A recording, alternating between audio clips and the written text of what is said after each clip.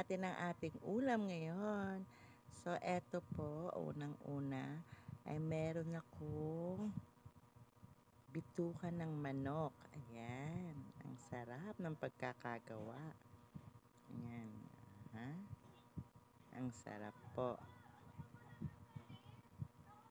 Tapos, pangalawa naman, meron akong actually, hindi ko alam kung anong tawag dito eh. Kasi bilog-bilog siya ng manok. Para siyang maliliit na atay. Ano po bang tawag dyan?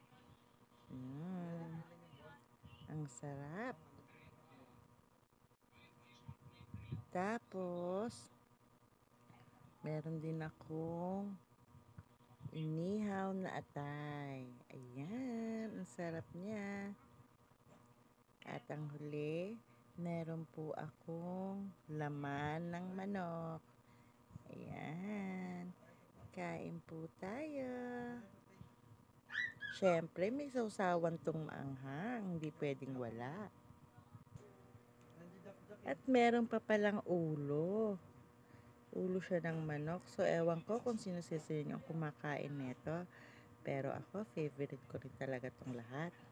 Ayan, ang sarap. At eto naman po ang sausawan. Yung isa, suka yan na maanghang. At ito naman yung malapot, pero napaka-spicy niya. So, napakasarap talaga.